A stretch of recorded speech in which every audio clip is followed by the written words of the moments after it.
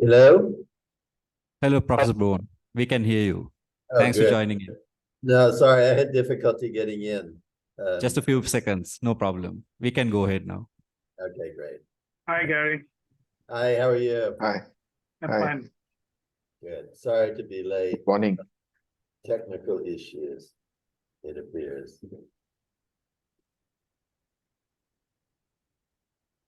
Honorable judges, distinguished guests, and my dear colleagues from around the globe, good afternoon. And welcome to this hybrid webinar organized by the Overseas Relations Committee of the Bar Association of Sri Lanka. ORC is the oversight committee of the Bar Association, headed by Dr. Asanga Gunawansa, to promote and foster relations with our neighboring jurisdictions and to engage in knowledge-sharing exercises on various legal spheres of global orientation and application. Ladies and gentlemen, in keeping with such objects in mind, we have chosen a pertinent topic for discussion today, which is institutional arbitration and commercial mediation in the SAARC region. With ADR being a hot topic within the legal fraternity in Sri Lanka, and to assist our efforts to promote Colombo as a neutral international arbitration and ADR hub, we have invited an esteemed panel of speakers to share their thoughts on the topic at hand.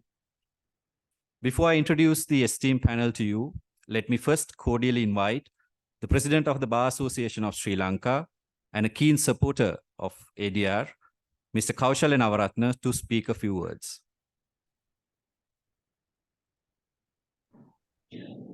Thank you, Chanaka. Thank you very much for the invitation.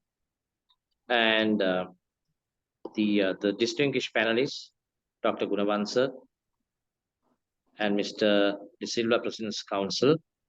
On behalf of the Bar Association of Sri Lanka and its Management Committee and the Executive Committee, I must first of all congratulate the Overseas Relations Subcommittee of the Bar Association of Sri Lanka for making arrangements in this nature and this magnitude in order for our members to gain more access to the provisions as well as the practical aspects of the ADR, especially in today's context back in Sri Lanka. And I remember the Overseas Relations Committee, this is not the first time we have arranged this type of seminars where the distinguished speakers from different jurisdictions who have shared their knowledge with the practitioners back in Sri Lanka, which has become an immense of support for us to revisit some of the provisions what are applicable back in Sri Lanka. So in this context, we are aware that the discussions are taking place in different at different levels between different stakeholders with regard to some of the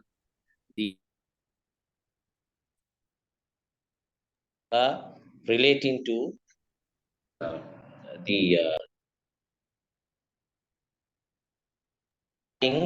some of the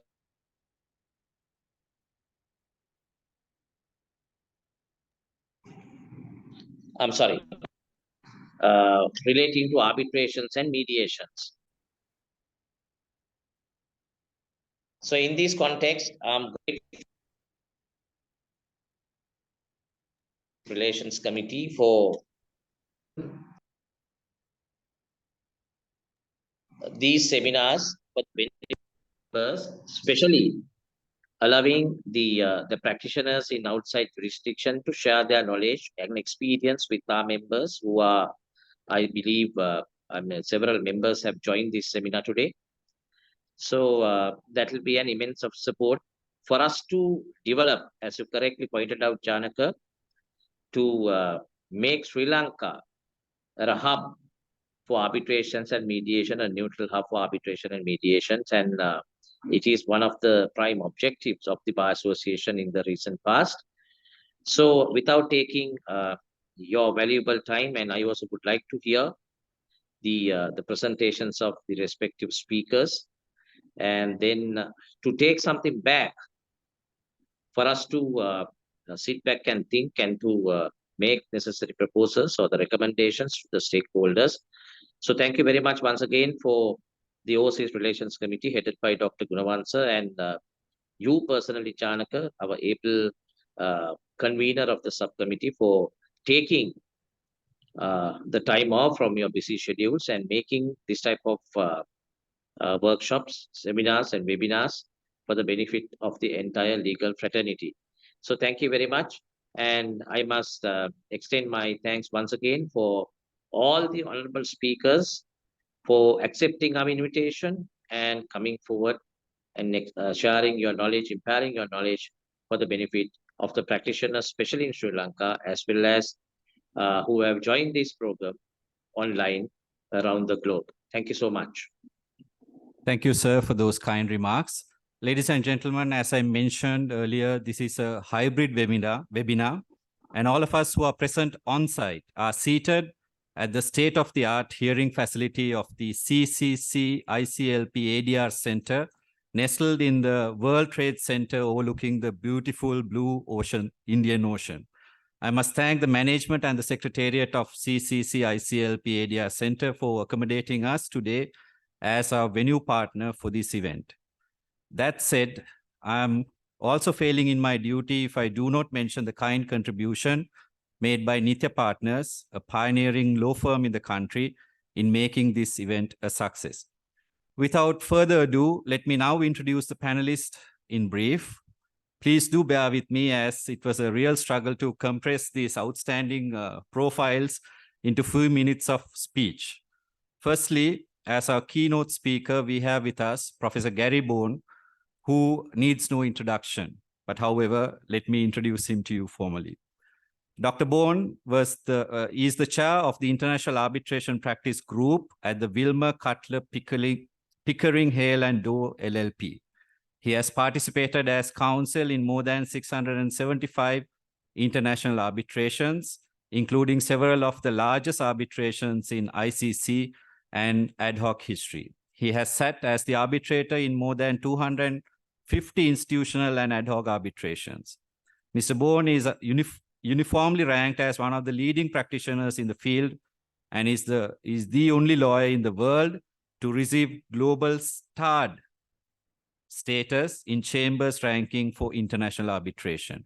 Professor Bourne heads the firm's 70-person international arbitration group, which is based in London and integrated with its New York, Washington, and Berlin offices.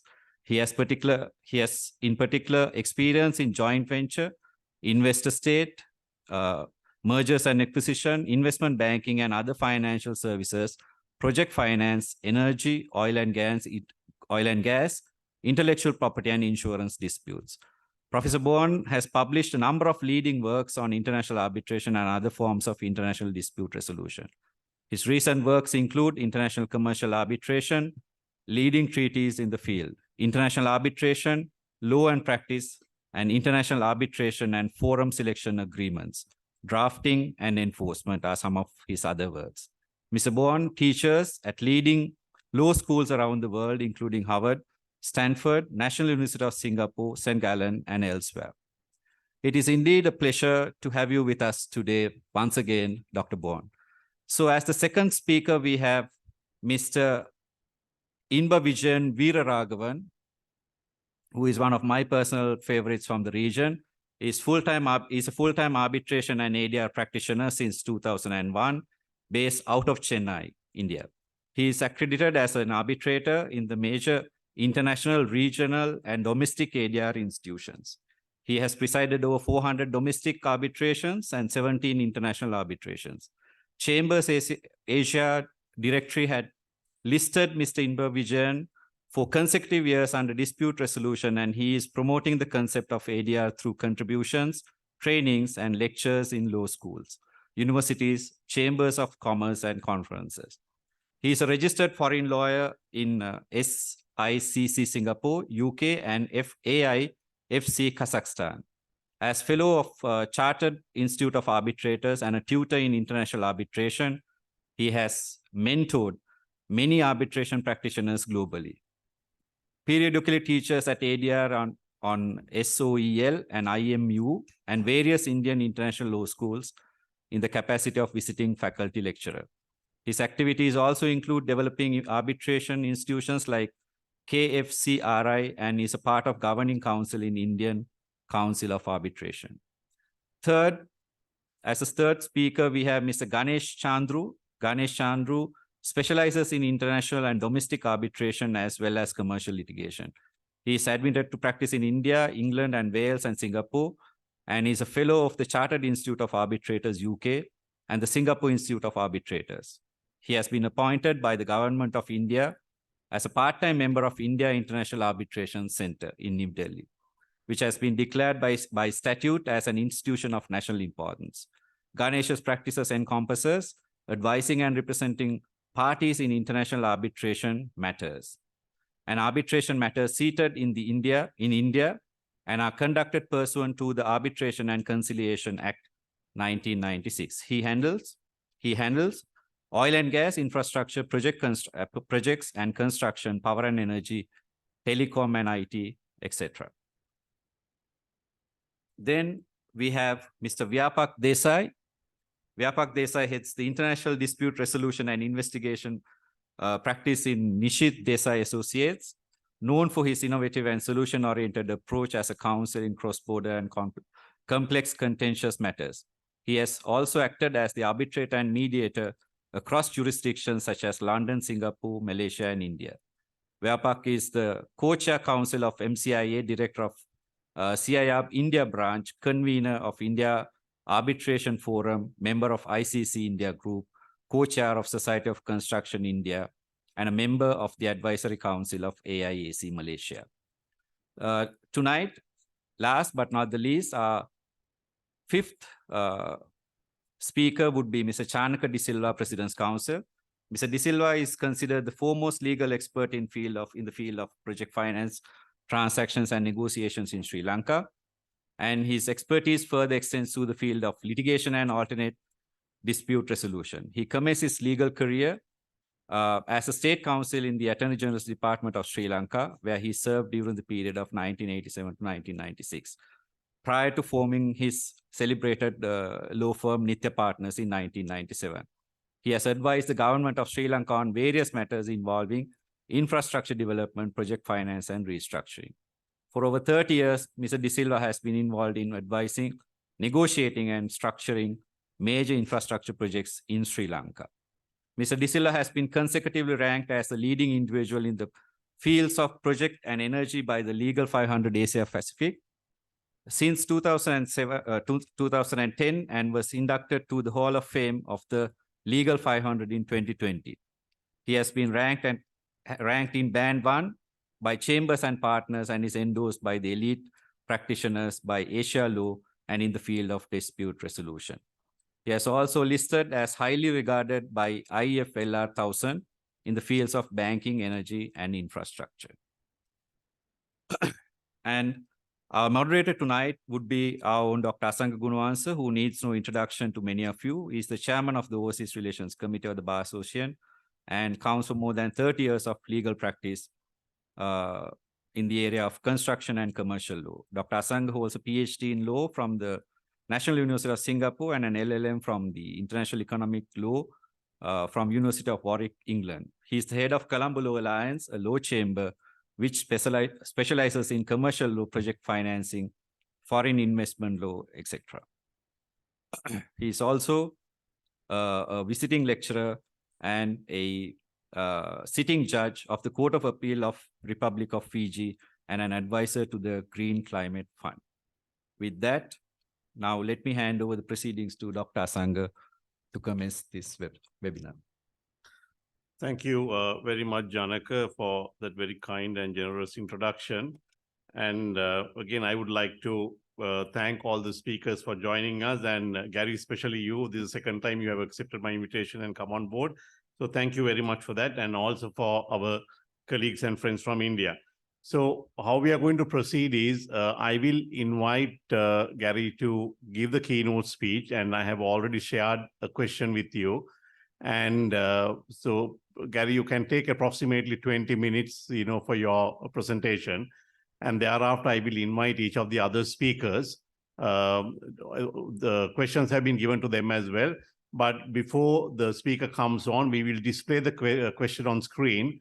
So all our participants who are joining us online will be able to see the question whilst I read it.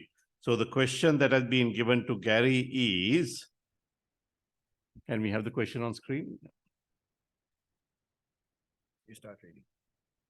Yeah.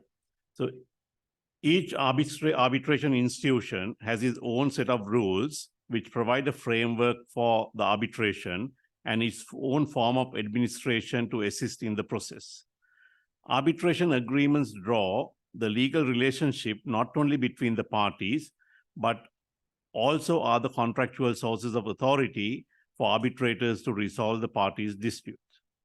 When drafting arbitration clauses, often on the suggestions made by the lawyers involved in drafting contracts, parties choose to be bound by various institutional rules. In this backdrop, these are the two questions that we raised, Gary, for your input. A, how effective are the institutions in enforcing their rules? And B, how should the courts deal with the consequences of failures to adhere to the chosen rules if a decision of an arbitral tribunal based on a failure to comply with a rule is challenged in court? Over to you, Gary. Thank you very much. Thank you so much. And I'd also like to, of course, thank the Bar Association of Sri Lanka and especially the Overseas Relations Committee for having invited me not just once, but twice. Perhaps I can say you don't learn from your mistakes. But perhaps I can also say that it was a very, very constructive experience last time, and I trust it will be again. I must also say, by way of introduction, that I'm a little bit jealous. I'm not looking out, as you can imagine, over the blue seas off the shore of Colombo. Instead, I'm looking out over a rather cold, rainy, wet, and dark London morning street. So if my performance isn't on a par with the Sri Lankan members and the Indian members, you will forgive me. It's because of the environment, not because of anything else. The questions that you have posed, though, to me are profoundly important in my view. Of course, institutional arbitration, which in a sense is the topic of this entire session, this entire seminar, is hugely important. Ad hoc arbitration, in another sense, was the roots, the origin of arbitration. There weren't institutions to administer arbitration for much of the history of both domestic and international arbitration. In many ways, we're approaching only the 100th birthday of true institutional arbitration, coming up on the ICC, the International Chamber of Commerce's 100th anniversary. And it was really with that formation of the ICC and its ICC arbitration rules that contemporary arbitration, institutional arbitration as we know it, had its birth. Institutional arbitration, though, in that intervening century, has become extraordinarily important. I think it's become important because it has brought a higher degree of professionalism, a higher emphasis on the 6 E's of international arbitration: expedition, efficiency, expertise, even-handedness, enforceability, and in our current era, electronic communication. Those 6 E's are what make arbitration attractive to users, and arbitral institutions, whether in Sri Lanka or in Singapore or India or elsewhere in the region or beyond the region, are fundamentally important to ensuring that those various objectives of parties, efficiency, expedition, expertise, are actually realized, that they're not empty, hollow promises, but they actually are realized. Fundamentally important to that, as the question to me posits, are the institution's rules. arbitral institutions spend a lot of time drafting those rules. They get revised quite often, periodically, as you know, you probably have seen the Singapore International Arbitration Center just is in the midst of the seventh revision to its rules, a public consultation process. And those revisions are meant to ensure that the rules stay abreast of, stay current with best practices, to ensure that they, among other things, stay abreast of technological changes, whether Zoom meetings or hearings like we're having now, or other technological changes for that matter. And the two specific questions that are put to me are, how effective are arbitral institutions in ensuring that their rules are adhered to? And then secondly, how should courts react in the event that the institution's rules are in fact not adhered to? With respect to the first question, I think arbitral institutions obviously vary from one to the other. Some institutions have more experience than other institutions. There are some institutions, not necessarily in the region where you are, but elsewhere in the world, which I really wouldn't recommend that parties include in their arbitration agreements. Institutions with little experience, institutions with not the most professional of staff. And I think it is extremely careful, just as one is careful in choosing a lawyer, careful in choosing a doctor, to be careful in choosing an arbitral institution, because one of the things one gets when one chooses an institution is not just its rules, but also a professional staff that ensures, to the extent possible, compliance with its rules. With regard to the major institutions, and of this, I think of institutions like the ICC, the Singapore International Arbitration Center, ICSID. I have little doubt that there is and based on my own personal experience, there is a high degree of compliance with the rules on the part of the institution. They are meticulous for the most part in ensuring that time limits are complied with, that the requisite formalities are satisfied, and therefore very, very seldom have I seen institutions fail to comply with their own institutional rules. In a way, that's not surprising, of course. They're the ones that drafted the rules. They're the ones that administer the rules in dozens or hundreds of arbitrations every year. They're the ones that have professional staff experienced in administering those rules. So it's very unsurprising that they would do a very good job in administering those rules. Importantly, though, and the question doesn't necessarily focus on this, arbitral institutions are only one of those who must ensure compliance with the rules. Equally important, indeed, I think perhaps more important, is the arbitral tribunal itself, the arbitrators. They need to also ensure compliance with the institution's rules, whether it's with respect, for example, to disclosures by arbitrators of potential conflicts of interest, whether it is compliance by the arbitrators or the arbitrators ensuring that the parties comply with different aspects of the institutional rules. Again, with respect to such things as providing notice to the other parties, scheduling hearings and conducting hearings in compliance with the rules and so forth. Arbitral tribunals have a very important role, therefore, in both complying with and ensuring compliance with the rules. My experience with arbitral tribunals is just about as good as my experience with arbitral institutions. Arbitrators, in my experience, take their mandate, including their mandate to administer the arbitration in accordance with a specified set of institutional rules very seriously. And for the most part, they do a good job in complying with those rules. That, in a sense, brings us to the next question, which is, how should national courts respond? What should national courts do in circumstances where either the arbitral institution or the arbitral tribunal itself has done what I say they usually don't do? where the institution or the tribunal has failed to comply with or ensure compliance with its rules. And I think in those circumstances, courts, both annulment courts in the arbitral seat, but also recognition courts elsewhere, need to be extremely cautious in setting aside or denying recognition of awards. In many circumstances, notwithstanding careful drafting, notwithstanding revisions to rules, there can be ambiguities, or there can be room for discretion on the part of the arbitral tribunal in either interpreting or implying the rules.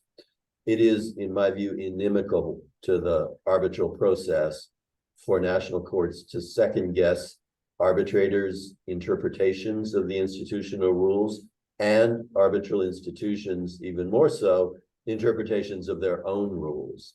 For national courts, after the fact, to inject themselves into the procedural conduct of the arbitration by reinterpreting institutional rules, I think runs contrary to many of the basic objectives of the arbitral process and also the model law in the New York Convention. And thus, when a national court, for example, under Article 5.1d of the New York Convention, considers whether the arbitration was conducted in compliance with the parties' arbitration agreement and agreed arbitral procedures, including institutional rules, I think those courts should give a quite substantial degree of deference to the arbitral institution's interpretation and application of its rules, and equally the arbitral tribunal's decisions to that effect. National courts don't always do that. There's a very unfortunate Chinese appellate court decision from several years ago, a case called Noble Resources, in which a Singapore-seated SAARC arbitration was conducted on a fast-track basis pursuant to the SAARC rules of small value dispute before a sole arbitrator. And the question before the Chinese court was, the parties' arbitration agreement provided for two things, the three-person tribunal and the SAARC rules. SAARC conducted the arbitration in accordance with its fast-track provisions, saying that in small value disputes of a couple $1 million, a sole arbitrator would be appointed in the institution's discretion, which SAARC did in order to ensure a fast-track arbitration. Unfortunately, the Chinese court concluded that SAARC had misinterpreted both its rules and the parties' arbitration agreement, that the Singapore courts, which were the annulment courts in the arbitral seat, had also done so and therefore denied recognition of an award against the Chinese party. I would suggest that that sort of decision is exactly how Article 5.1d, but also Article 34.2a(4) of the model law should not be interpreted. Rather, a substantial degree of deference should be given to the institution interpreting its own rules, and of course to the courts in the arbitral seat. I think with that, I have taken up slightly more than my 20 minutes, for which additional apologies, but I hope my answer was responsive to the questions. Yes, Gary, thank you very much. And I'm sure there will be follow-up questions towards the end, from our audience. And I myself have a couple of questions, so I will come back to you. Thank you so much for that.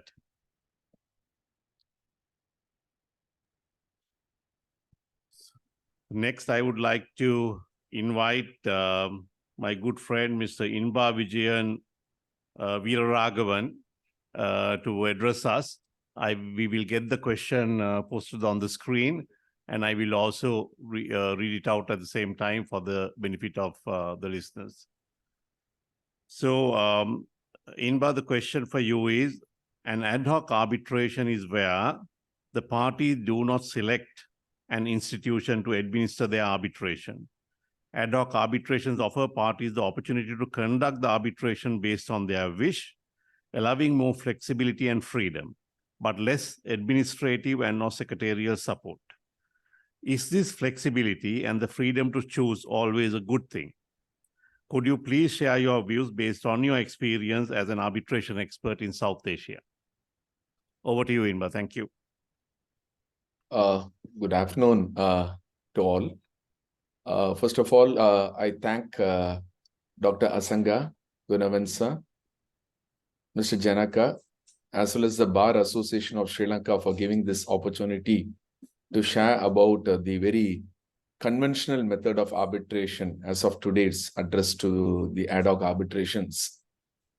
Coming to the questions, what has been put, particularly to discuss about to what extent this flexibility and freedom to choose in an arbitration through the ad hoc, which is always considered to be a good thing. In my personal experience and exposures, what I have as an arbitration practitioner, predominantly arbitrating as arbitrator, the fact involved, particularly in my jurisdiction in India, more than 95% of the out of the survey of 100 arbitration, what I have personally taken, 95% are ad hoc. The traditional way of having the freedom, having the flexibility, which is considered to be the party autonomy, is still stands good. One might have or always keep hearing that one of the biggest dissatisfaction with India's arbitration regime is that a majority of arbitration in India are ad hoc in nature. No doubt.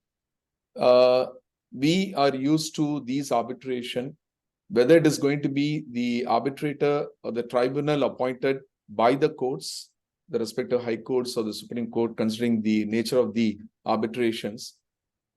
Predominantly, it is ad hoc, and the new amendments which has been proposed in 2019, one of the 3 amendments in our country, even though facilitates the delegation to the institution from the Principal Act, the courts are quite hesitant. The court wants to facilitate the ad hoc because the ad hoc is, as of now, working perfectly with all these flexibility and freedom. No doubt, the general say freedom is responsibility is there. And if you see, as an arbitration practitioner, I have to quote one of a prominent international practitioner, Francis Dickens, in his pitfalls in international commercial arbitration. As specifically mentioned that I do not necessarily agree with the view that there is anything more majestic, more dignified, and more comfortable about institutional arbitration awards. There is one perception in institutional arbitrations. I just try to share the what level of flexibility of or rigidity we can say in institutional arbitration is promoting the ad hoc arbitrations. The scrutiny of arbitral award, no doubt, it is not on the merits of the arbitral award. It is on the procedural aspect. It's quite compromising the component or the concept of confidentiality, which is assured not only in multiple jurisdictions, in India also. Recently, in 2019, amendment of the Principal Arbitration and Conciliation Act 1996, it has been categorically mentioned that the proceedings has to be confidential. When you're going to entrust an institution, which might be majestic, which might be dignified, which might be more comfortable, having all these, the secretarial assistance, which is very much facilitated under the model law, wherein many of the jurisdiction. The takeaway is very clear. The scrutiny by the secretariat for a shorter time or a larger period on the procedural aspects, on the basic components of the applicability of the institutional rules, might have a reasonable level of compromise on the confidentiality.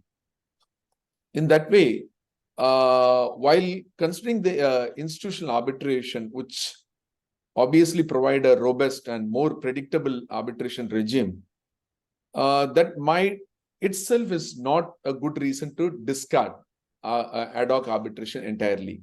Specifically, when you see a country like India, where arbitrations, particularly ad hoc arbitrations, have traditionally dominated the landscape. It is like when we want to just move, taking into consideration of all these factors and the modern, the hybrid developments, to do so would be to throw the baby out with the bathwater. This concern, what we have, whether it is a good thing to have this flexibility and freedom, particularly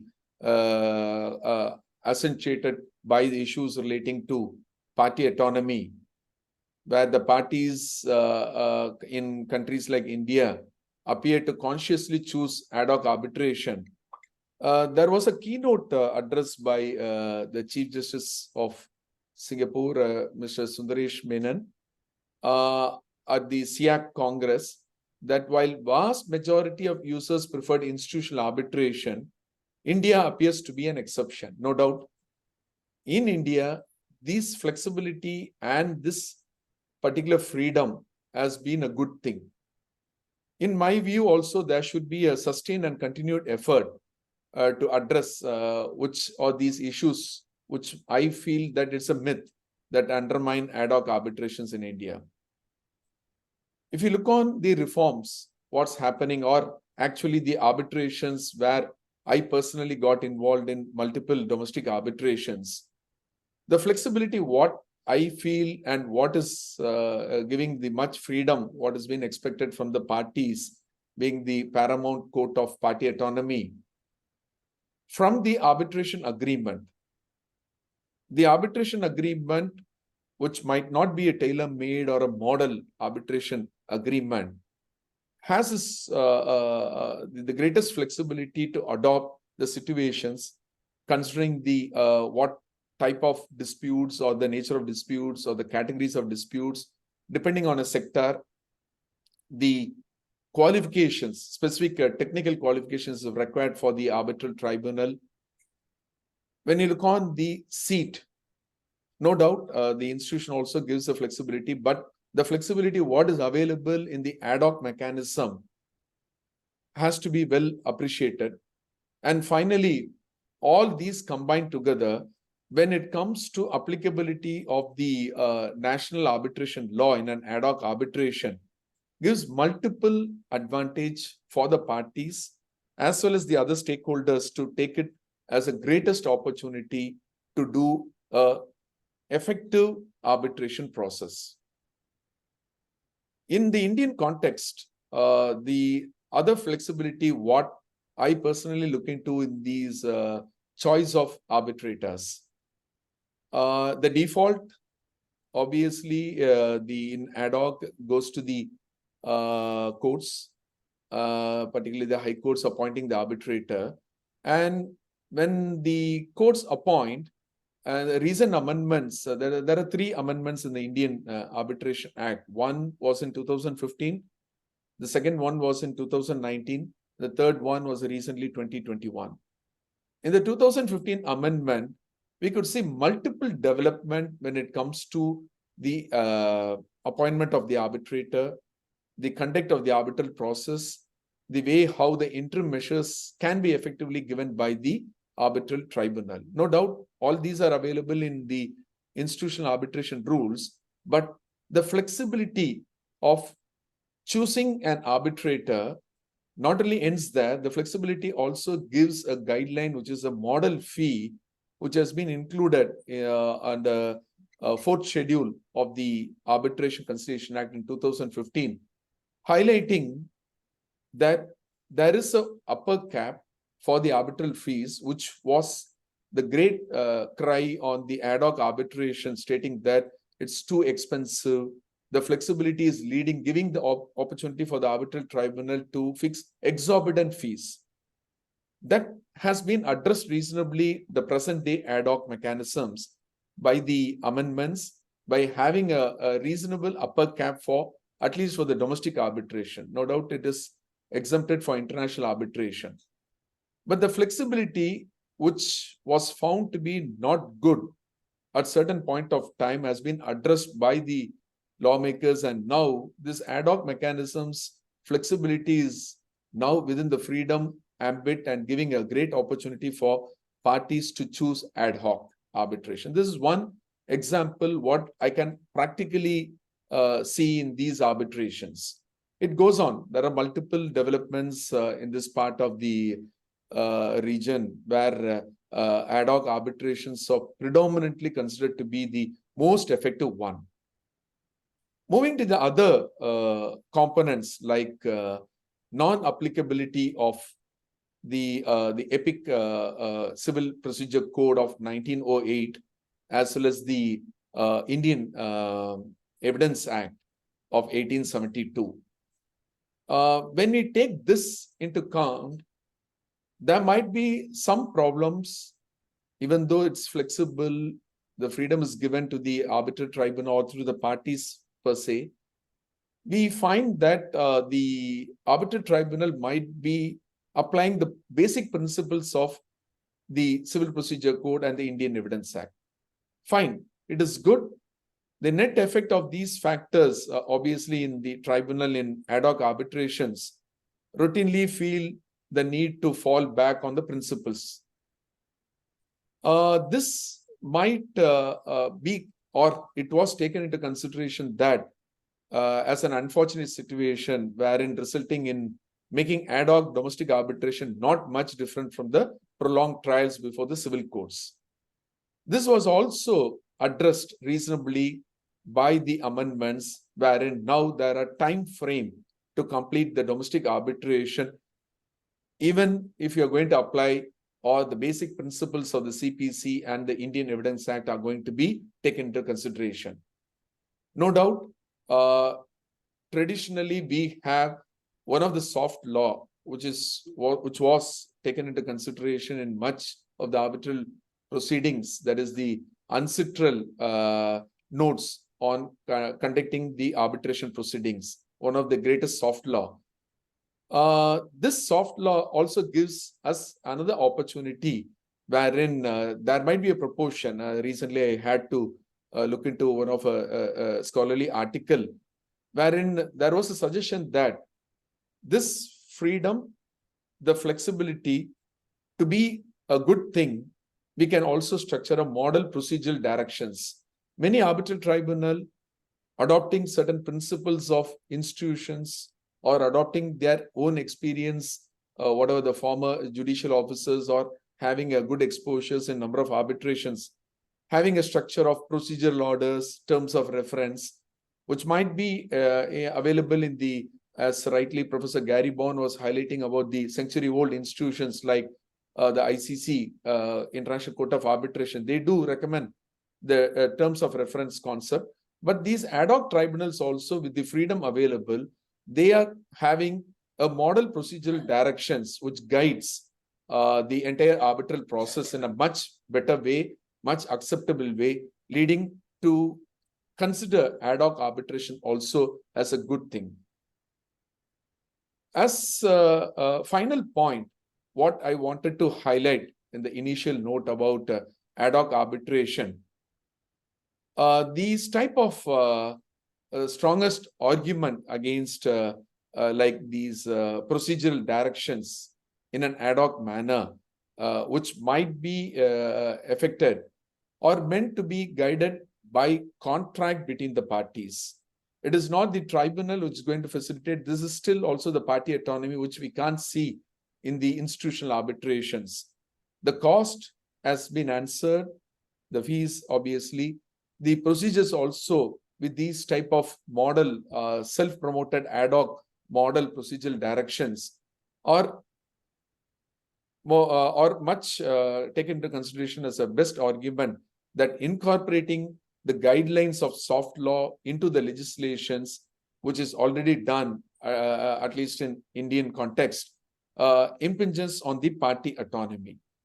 There might be a different argument that matters relating to procedural and evidentiary benchmarks are best left to the parties and the tribunal to decide during the arbitration.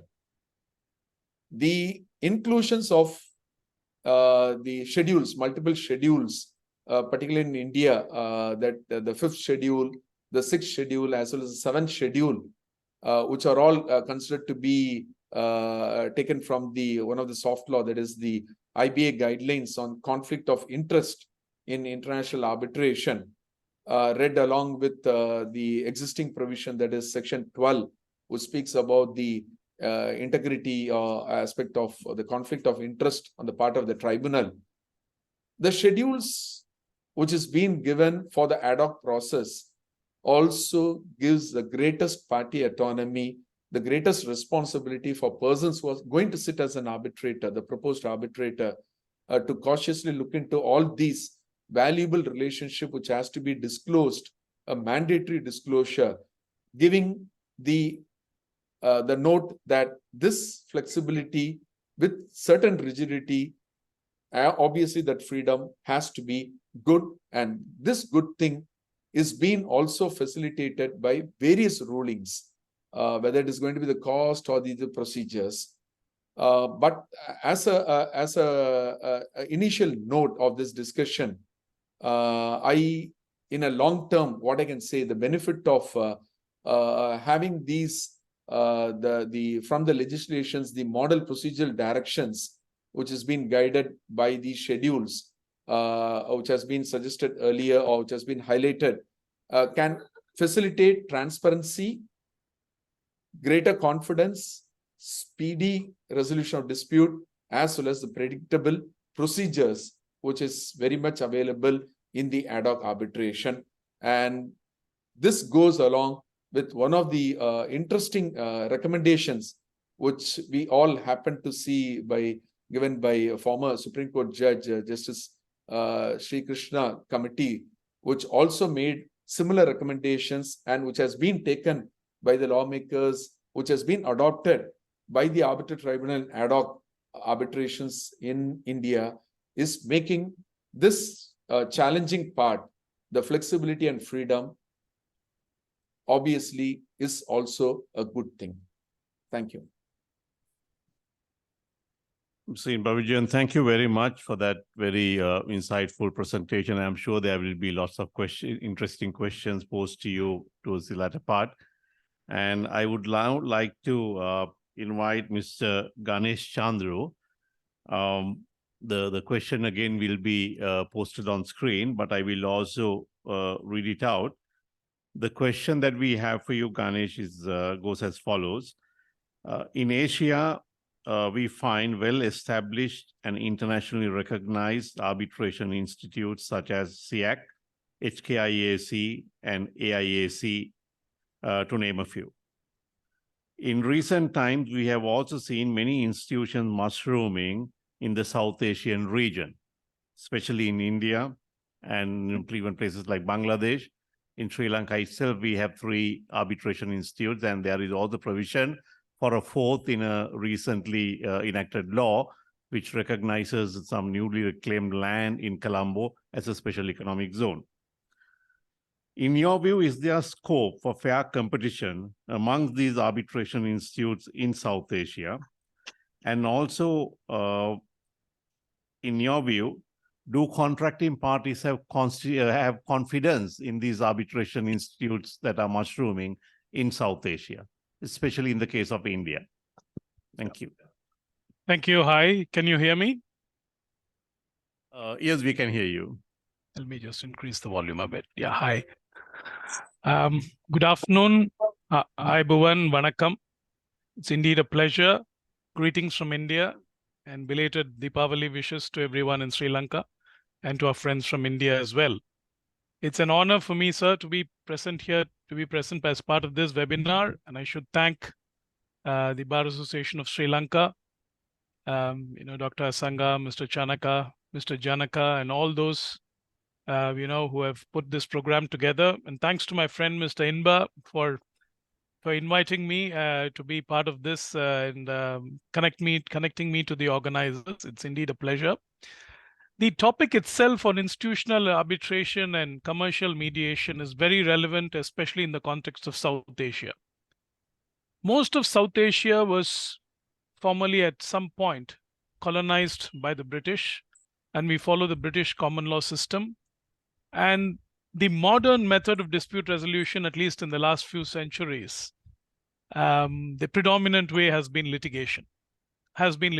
You go to court, and that is the major way in which parties resolve disputes. In this context, I would just like to start off with a client who went to an office of a very distinguished lawyer, and Janaka was mentioning the beautiful office of the Arbitration Center overlooking the Indian Ocean. And maybe an office of a very swanky lawyer in Mumbai like Vyapak Desai, whose office overlooks the Arabian Sea. And when he goes inside, he sees this magnificent office and the facilities, and the client is perturbed because he's going in for a big litigation. So he looks at that infrastructure, and the first question he asks the lawyer, here Vyapak, for example, what is your fees? The lawyer here says, Vyapak says, $1,000 for 3 questions. Now his second question is, so Desai, don't you think that is exorbitant? The lawyer says, it could be the case, but let me know what your third question is. So this is the situation of litigation in South Asia, especially in India, and how expensive litigation can be. We here are talking about big ticket litigation. We are not talking about the run-of-the-mill smaller litigations which goes on throughout the countries, be it India, Sri Lanka, Pakistan, Bangladesh, and many of our other neighbors here. So this commercial litigation that we are talking about, commercial disputes that we are talking about today, the crying need of the hour for the client who is the ultimate user is how much time is it going to take and what is it that is going to cost. And this is where alternate dispute resolution, like arbitration and mediation, play a great significant part. And actually ADR should be called an appropriate dispute resolution.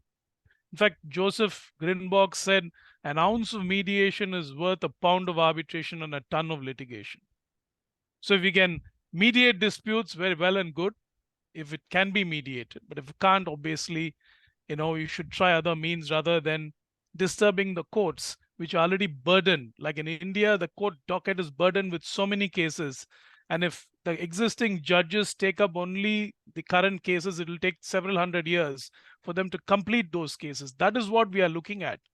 And if commercial arbitration, commercial disputes can be resolved by way of an arbitration in South Asia, I think that is where institutional arbitration plays a great role. I think Inba was talking a great deal about ad hoc arbitration and why it is so popular in India. In fact, I would even say more than 95%, not just 95%. I think even 98% of the arbitration perhaps in India is today ad hoc. And I'm sure it is similar in Sri Lanka and other South Asian countries. Why is it so? I think it is because we are all coming from the common law tradition. And typically, the countries which are colonized by the British, we used to follow the common law, ad hoc arbitral process. And that has been in vogue for centuries now. Though you have London Court of International Arbitration, which is also a century, more than a century old now. I think the way the arbitration is conducted, except for recent rules, earlier it was more like the ad hoc way and the rules just to guide. And I think Gary in his opening speech said that real true institution which creates a century, which just completed a century 2 weeks back, is the ICC, which is actually in my view, a gold standard for arbitral institutions across the world today. Now, looking at, you gave me, Dr. Asanga, examples of SAARC and HKIAC and AIAC in Malaysia as well. Just to see about, just to give a bit of a background to our delegates who are here in large numbers today. See, SIAC is relatively a new institution. It's about 30 plus years old. It was established in 1991, headquartered in Singapore. And in recent years, it has representative offices in Mumbai and Gift City, Gujarat in India, as well as Seoul in Korea and Shanghai and New York. These are only representative offices, but the cases are managed out of Singapore. It has very good case management services. In fact, Gary was the immediate past president of the Court of Arbitration of SIAC. And the secretariat, I think Gary made a very important point. For an institution to succeed, it is not enough if you have good institutional rules. You need to have proper personnel, proper staff who manage the institution. You need to have a good secretariat with the proper registrar and counsel who can manage these cases. Otherwise, why would you want to go to an institution? You can have it as ad hoc. And I think that secretariat supervises and monitors the progress of the cases and also scrutinizes the draft arbitral award. I think Inba brought a point about, scrutinizing of draft awards, how it is perceived. Of course, some of the views in South Asia, in India especially, they say when an arbitrator makes an award, why should an institution even look at it? You have no job to look at it. But then I think scrutinizing draft award is a great service that an institution provides, especially if you look at ICC or the SIAC. I think it's a great value add when they scrutinize your draft award. Obviously, they don't get into the merits of the case. They look at the the format of the award and make sure it would be enforceable. Whether the tribunal has, in fact, spoke about how they came into it. I mean, the jurisdiction has been established. The names of the parties are correct. The issues have been addressed. The award is reasoned. It has been dated. All these things are very, very important for you to have an enforceable award. And that's what I think the scrutinizing process entails. But of course, these are different views. An arbitrator is supposed to get it right. But I have been part of the SIAC Secretariat many, many years ago, almost 20 years ago. I was a deputy registrar of the SIAC. And I thought many of the arbitrators were very thankful when you kind of pointed out some errors, typographical errors, or important issues that they might have missed. Sometimes, calculation errors. Instead of, if you miss 1 0, instead of 100,000, it could be a million. So these are the things that institution, the value add of scrutinizing an award. But of course, there are different views. And I think that is one of the value add that ICC or SIAC, for instance, have provided. The SIAC has a recent set of rules, 2016, they are looking at new edition of rules, which would hopefully come into effect sometime next year. They're having discussions on that. But just to give you a perspective, most of the cases in SIAC, the maximum number of foreign parties have been from India. For example, in 2021, 187 cases involved Indian parties, and about 7% of cases were governed by Indian law. So you can see that a bulk of big ticket commercial arbitration from India is resolved at the SIAC in Singapore. So this has been very popular with Indian parties. And Singapore is a seat of arbitration. I think, Mr. Asanga, you said, I'm just putting it in perspective before, answering the situation in South Asia. So the facilities are also there. You have something called Maxwell Chambers in Singapore, which is state-of-the-art integrated facility for dispute resolution. I'm sure your center now, which you've described in Sri Lanka, I hope I can come and visit that sometime, must be equally good. So HKIAC Hong Kong is a little older. It was established in 1985, headquartered in Hong Kong, and it has also several cases, but cases from India are not that many as it used to be earlier, because now it's perceived as it's only a perception. HKIAC is a great center as well. I mean, it's a perception that is now, more China-oriented disputes there. Then you have AIAC, which is in Kuala Lumpur, which was established in 1978 as under the auspices of the Asian African Legal Consultative Organization. In fact, the KLRCA, as it was then known, or the AIAC, is perhaps the oldest institution in Southeast Asia, established in 1978. But I've given you a background of SIAC, HKIAC, and AIAC, Dr. Asanga, that you alluded to. But if you look at India, because you asked me South Asia, especially in India, in fact, the modern arbitral institution, Indian Council of Arbitration, was established as early as 1965, more than close to 3 decades earlier than SIAC. But it's been a fairly successful institution, I would say. You have other institutions which are fairly new, like the Nani Palkiwala Arbitration Center that was established in 2005. The Mumbai Center for International Arbitration was established in 2016. And one thing which is unique in India is also court-annexed arbitral institutions. For example, the Delhi High Court, the Madras High Court have arbitral institution annexed to the court, which is a little funny because people say, why should an arbitral institution be in court? But it has worked very well because the court under the CPC, Civil Procedure Code, can refer matters to arbitration, and they do refer matters to these arbitral institutions. But the latest development in India, which I really want to share with all of you, which is an excellent development, and is an establishment of a national institution for arbitration called the India International Arbitration Center. In fact, this is perhaps the only arbitral institution which has been established by an act of parliament. The India International Arbitration Center Act has been, the parliament has promulgated this, and this has been established, and it came into it was notified sometime last year, which is in 2022. This is an independent and autonomous regime for institutional arbitration in India. And also the purpose of this institution is also to work with institutions across the world. And I'm sure we can speak about this as well as to how India and Sri Lanka can cooperate, as to how this institution can perhaps, play a role, and the Sri Lankan institution can play a role as to how we can, these institutions can collaborate for, greater and more effective institutional arbitration in South Asia. This institution aims to inspire confidence amongst the parties, because till now, all the institutions that have been there have been part of a chamber of commerce, have been private. This is something which is supported by the ministry, by the government of India. For a start, the idea is for the institution to be on its own legs in due course. It has a chairperson who is a retired judge of the Supreme Court. There are supposed to be 2 eminent persons as part-time members.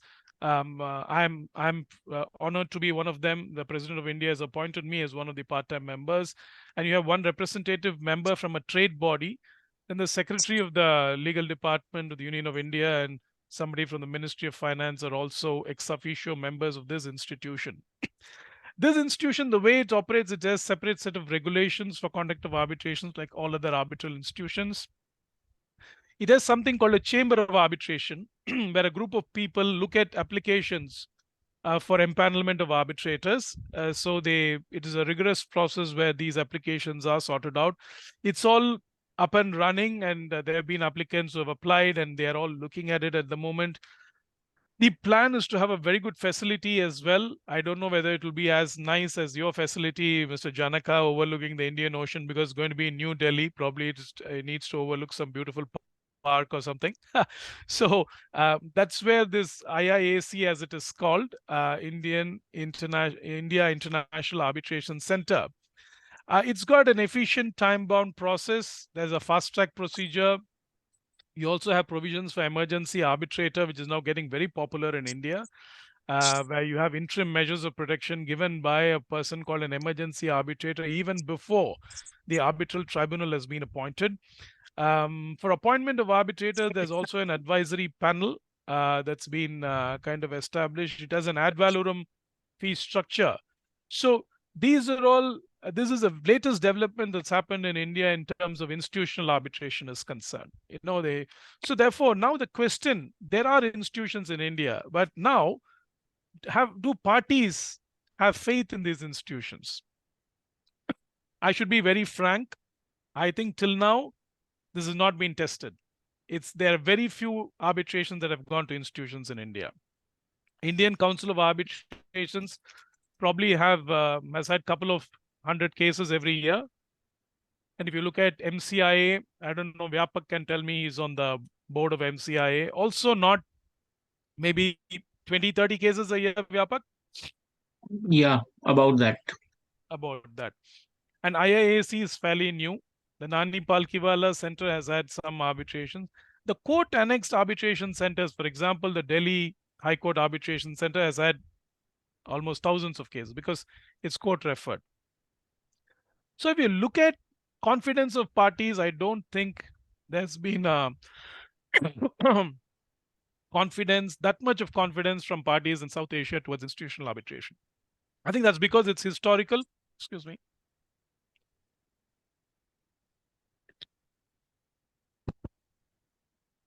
I think it's because it is historical. An ad hoc arbitration has been the choice of parties in India. But with these new initiatives and a national arbitral institution, this is set to change. It's definitely set to change. And I think in the next decade, if we are having a much more, maybe a in-person conference at the IIAC or at your lovely center at CCC ISC LP, I think we'll be probably saying that now parties in South Asia have faith in institutional arbitration. It is getting there. But a lot of work has to be done, is my humble view. In fact, in India, by legislation, there is something called the Arbitration Council of India, which has been established. It was just notified last month. It's going to be doing a lot of work in the area of institutional arbitration. We need to wait and watch that space, but I would give it at least a decade before it is on par with any of the other institutions like SIAC or HKIAC. Thank you. Thank you very much, Ganesh. We also have Mrs. Shehara Waria, who is the Secretary General of this center. In the audience, she was very closely following what you said. So don't be surprised if you are contacted Oh, no, in no, the coming days absolutely. for collaboration. Yes. And It'll which be a is a good pleasure thing. because Yeah. Which is a good thing Absolutely. because in my view, there is a lot of scope for collaboration amongst the arbitration centers here. And as you Yes. very rightly pointed out, if about 70% of your arbitration disputes end up going to Singapore, I'm sure there can be a cheaper and more efficient, perhaps effective, system that could be developed if we collaborate, in the region. So that is something to work towards. Having said that, I will now invite Mr. Vyapak Desai. Vyapak, just to give a little bit of context, I think the question can be put on the screen. As you might agree, both institutional as well as ad hoc mediation is getting popular. And I think some of our previous speakers also mentioned to this. And a much needed thrust for mediation has come after the Singapore Convention. Now, this said, how effective is mediation as an alternative dispute resolution mechanism in India? And do institutional mediation really work? And that's the question I have for you. Yeah, no, thanks a lot. And first of all, thanks to the Bar Council of Sri Lanka and Chanaka and everyone in the committee for inviting me. Particularly, again, thanks Inba for the connection built up with Sri Lanka, which is a great thing. And it's my privilege to be part of this August, panel, speaking alongside Gary, Inba, Ganesh, and Mr. De Silva. It's not an easy task to do, to speak after them. But fortunately, my topic is a little different than what they spoke about. While they spoke about arbitration, I think I will try and touch upon some aspects of mediation, and particularly from an Indian context. And let me assure you, Ganesh, it's not that bad, the way you described my fee schedules. But yes, so far as I think, in principle, I agree. I think at some point in time, most of the commercial disputes need to look at other forms of resolution. And I think Ganesh mentioned ADR as appropriate dispute resolution mechanism and not alternate dispute resolution mechanism. I actually feel that, that most of the ADR mechanism should be, titled as parallel dispute resolution mechanisms, because today what is happening is they are considered as, a second option to litigation rather than parallel to litigation. And that is where the problem is. And if we can, change that mindset, it can make a big difference. I think, Gary, Inba, and Ganesh, did speak about arbitration in general and many aspects related to that, particularly in this region. But I think, as rightly pointed out, mediations are taking a huge fillip, because I think initially people thought litigation is expensive and time consuming, and possibly in last 2 decades people have talked about arbitration in the same sense, that it has become very expensive and also time consuming in that sense. So I think the commercial parties are looking for even more efficient and effective means of dispute resolution. I may not specifically call it cheap or faster, but I would put it in form of effective and efficient means of dispute resolution. And I think mediation has come in very handy in that regard.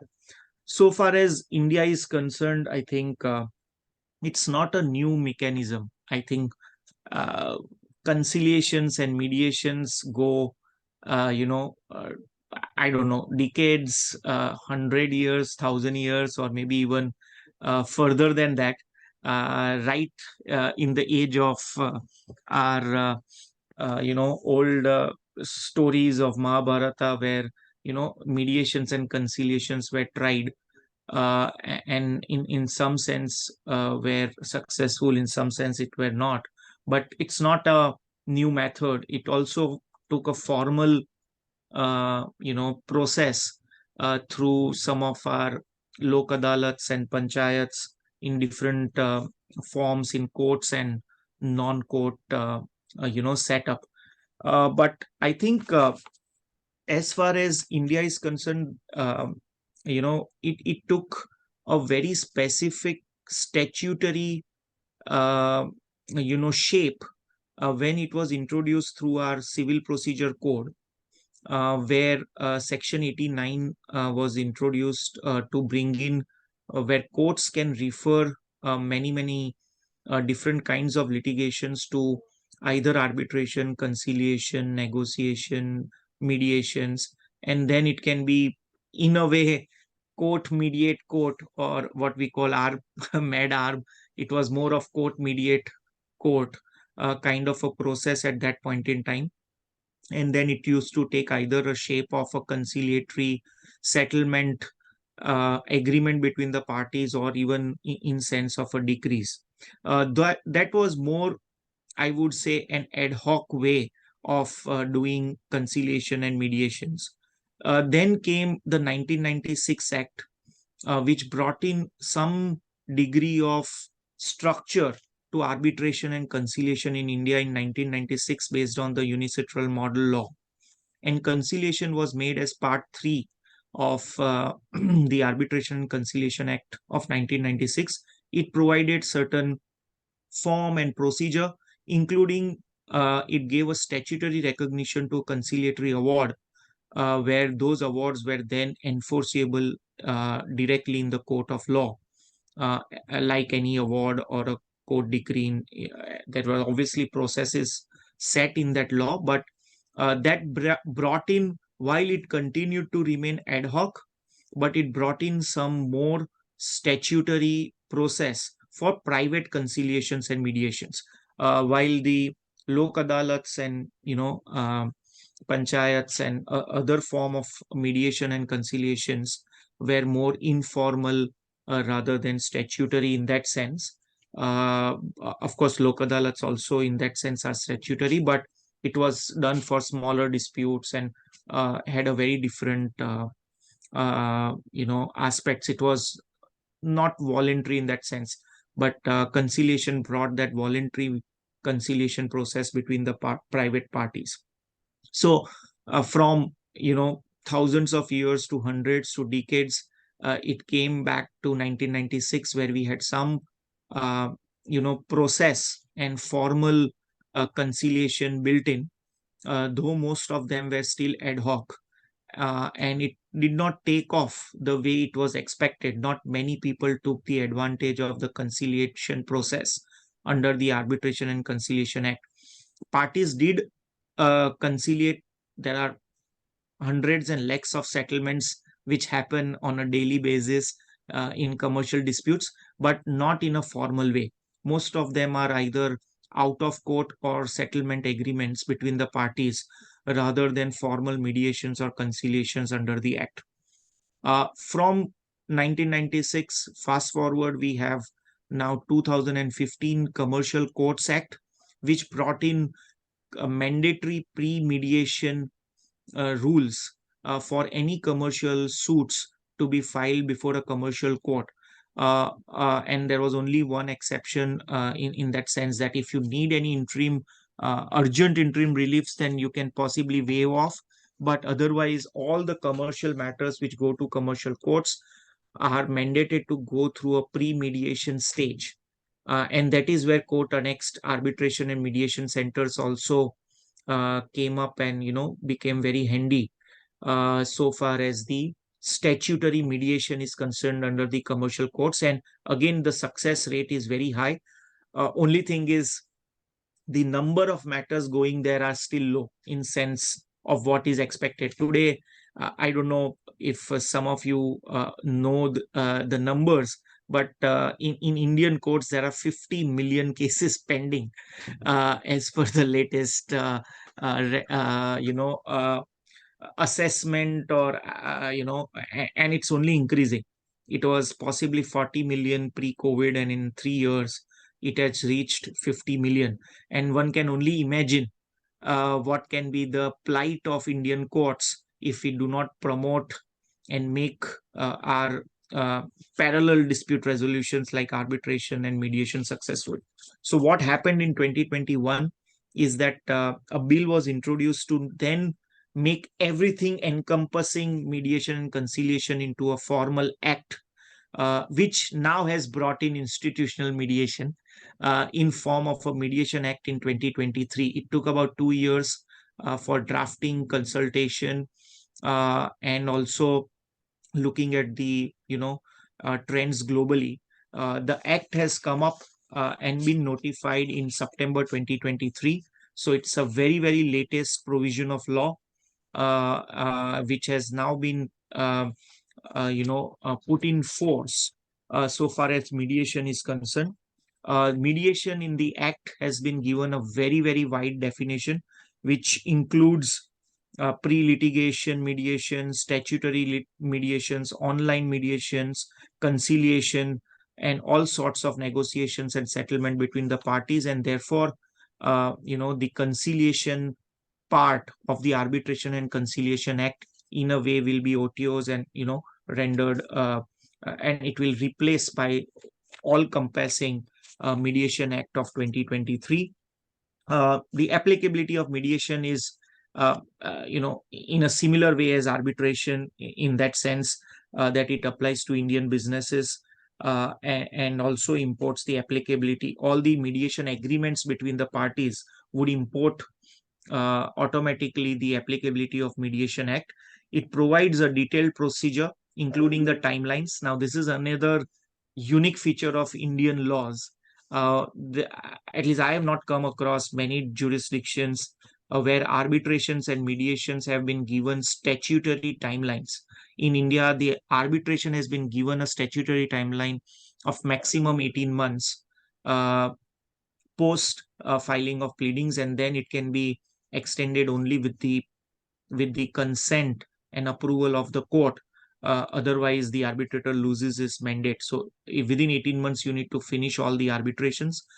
Similarly, in mediation, the timeline has been 120 days and extendable only for another 60 days. So there is not only that it has been given an formal statutory effect, but it has also been given a detailed process and timeline as to how our mediators will be appointed, how the conflict of interest will be disclosed, what kind of actions mediators can take, what kind of involvement mediators can take, to what extent they will have the role of a facilitator versus just somebody who is getting the dispute resolution done between the two parties, and so on and so forth. Only part that possibly this act has missed, if I may say, is that some of you may know that recently there was a Singapore Convention on Mediation, which recognized foreign mediation awards, and it is more like a New York Convention for enforcement of mediation awards. Still, the Mediation Act of 2023 does not extend or ratify the convention, while India is a signatory of that convention. But still, the foreign mediated awards do not get an automatic recognition and enforcement like New York Convention for awards. What this act does is at least gives an automatic recognition for domestic mediation awards, and also it can be executed like any other award or decree of the court. So it obviously gives a very strong recognition so far as domestic mediations are concerned. and it has a very limited role so far as challenges of mediation awards are concerned, because it can be only challenged in cases of fraud and corruption, or aspects that could not have been mediated. That's another very unique feature. Mediation to some extent extends much wider than arbitration. India arbitration is only restricted to commercial disputes, and there is a narrow definition in that sense. A lot of things cannot be arbitrated in India, but mediation is wider than arbitration, though it's not as good as litigation in that sense. Obviously, criminal offenses or disputes related to tax or IP cannot be arbitrated, but everything else, in addition to commercial disputes, there are other aspects which could not have been arbitrated but still can be mediated under the Mediation Act, either through a mediation agreement or referred by a court or a tribunal in a given case. The other unique features that India has brought in is that, one, it also recognizes who can be the mediation service providers, which are typically the authorities constituted under the Legal Services Act, the court annexed mediation centers, and also other entities which are now going to be set up providing mediation services, but they have to be recognized by something called Mediation Council of India. I think Ganesh talked about Arbitration Council of India. This is another council which is going to set up from a Mediation Council of India. So, in short, without taking too much time, I think while ad hoc and informal mediations and conciliations have been successful in parts and pieces, there is not too much of formal statutory recognition to it so far, except the 1996 Act, which also was not used in the form and manner it was envisaged. But now with the formal mediation, institutionalization of mediation is something that we will see next 2 to 5 years, and some of the fruits of pre-mediation in commercial courts and institutional mediation will make India a very different jurisdiction for dispute resolution. So now, while we have litigation, we have arbitration and mediation, all encompassing so far as India is concerned. So that's my take on mediation so far as India is concerned, but happy to answer questions as we go forward. Thank you so much for that, Mr. Desai. But having listened to you, I think you have bigger problems than us. So maybe we should discuss about sending some lawyers over to India. Please, 50 million sounds very, very large. And these are only pending cases. Execution of foreign awards and those are, even it takes longer because it stays in the queue. And possibly that's the only reason we believe in reincarnation, I believe. Yes. We'll come back and deal with all of this. But yeah, I think it's a alarming situation, but I'm sure seminars like this and collaborations which you talked about, including with IIAC, MCIA, and PAC and others, I'm sure we'll find some solution soon. We are actually short of doctors, so maybe there should be bilateral negotiations about exchange of professionals. Anyway, that's it. Thank you very much. So before I invite our next speaker, my good friend, Mr. Chanaka de Silva, who is seated next to me, I would also invite our participants who are in the audience. If you have any questions, please type the questions in and send it to us so that we can review them and put it to the in the chat box so that we can review and then put them to the panel for their responses during the Q&A session. So the question for you, Mr. De Silva, is that it goes as follows. Several countries in South Asia feature prominently in China's One Belt, One Road map. Countries in the region, including Sri Lanka, are expecting rapid growth in foreign investment and trade in the years to come.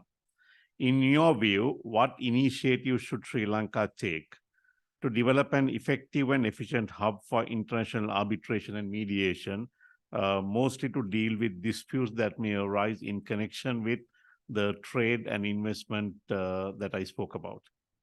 Over to you, Chanaka. At the outset, thank you very much for inviting me. I'm so happy to be here. And thank you for the Bar Association and everybody involved here. To move ahead in relation to the question, if you look at our region and perhaps even a little outer than that, you see that as far as alternate dispute resolution centers are concerned, you have places like Singapore, Hong Kong, London, Paris, Malaysia, and so on. And they have been established whenever you talk about arbitrations or alternate dispute resolution. These are the places that come to your mind. One must ask the question, why? Now, if you ask that question and if you find the answers to that, you really find the criteria that are relevant to make a place a hub. So what are these? First, if you look at a place like Singapore or Hong Kong or London or Paris for that matter, you will see that these places have essentially a settled legal system. The second aspect that you would see is that you have essentially a very supportive judiciary. Now, when you say a supportive judiciary, what do you mean by that? A judiciary which supports alternate dispute resolution rather than being an interventionist judiciary, rather than being a disruptive judiciary as far as alternate dispute resolution is concerned. They support that. They facilitate that. The third thing that you would see is that there are skilled professionals who are capable of handling these matters. And the fourth aspect is that over time, these places have developed a reputation for independence and neutrality. Now, this is something very important because this is what develops the confidence of people to go into places like that. Now, if not for the confidence, one would not go there. Why do you choose one place over the other? Because you have confidence in that place. So the very fact that these elements are present, and particularly the reputation for independence and neutrality, builds confidence in the place. Fifth, you have good facilitation processes, facilitation centers, support services which are available. Now, if you look at Singapore, I think Maxwell Chambers was spoken of. If you look at places all over the world in where these hubs are, you find that the support services are very good. And six, of course, location, right? You'd love to go to London, you'd love to go to Singapore, you'd love to go to Malaysia, Paris, right? All these factors make these places the hubs that they are. Now, in that context, if you look at Sri Lanka, we have a lot of advantages. We have a very well settled legal system. Our legal system in its current form dates back to the 1800s, I believe 1815, right? We have had a Supreme Court for a couple of centuries. We've had a very established judicial system. So that's one of the fundamental aspects that should be there, which we have. Our system has supported arbitration. Our system has supported alternate dispute resolution. And these are not unfamiliar to us. These have been there even before a formal judicial system was there in our country. If you look at our historical records, it speaks of Lord Buddha coming and mediating a dispute between two warring princes for a bejeweled chair. Now, that's a recorded instance of mediation. So this is not something strange. If you look at our civil procedure code supported arbitration, it supported mediation. Those provisions have been there in our laws for a long time, and we've had arbitrations in our country well before our current Arbitration Act was enacted. We also have a skilled set of persons who are capable of dealing with this. We've skilled lawyers. We've had a legal profession in practice for a very long time. Right. So then, in this context, what is it that we have to do further in order to make this place as a hub, as we want to? I think first of all, we must try to understand why people want alternate dispute resolution. Now, we know when one goes to court for litigation, generally you go there and you never really come out. You wait there for a very, very long time. Now, when you compare that, and when you look at what is relevant or why people go for alternate dispute resolution, you go there for the purpose of getting a quick, efficient resolution for your dispute.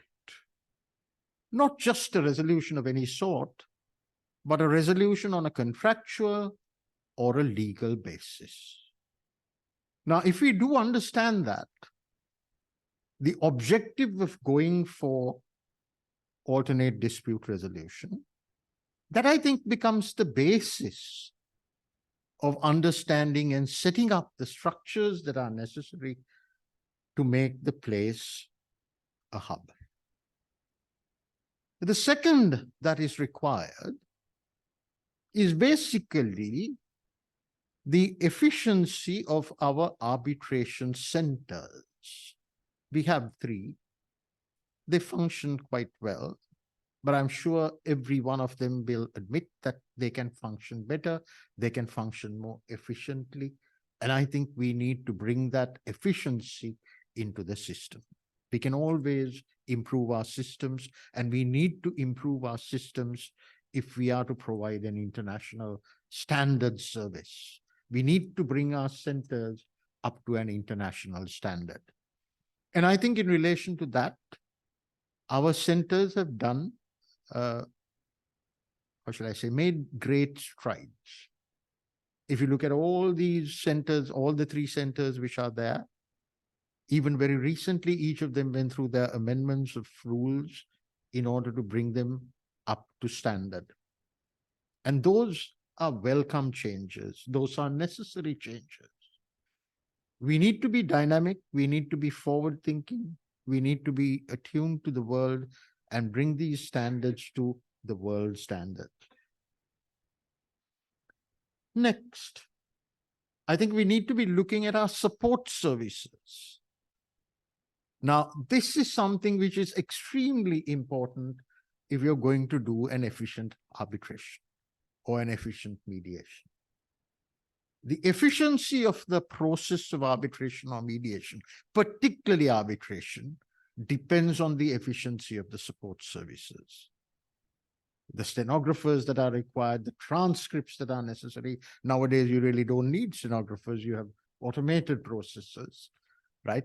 Document collection systems, display systems, and document handling systems.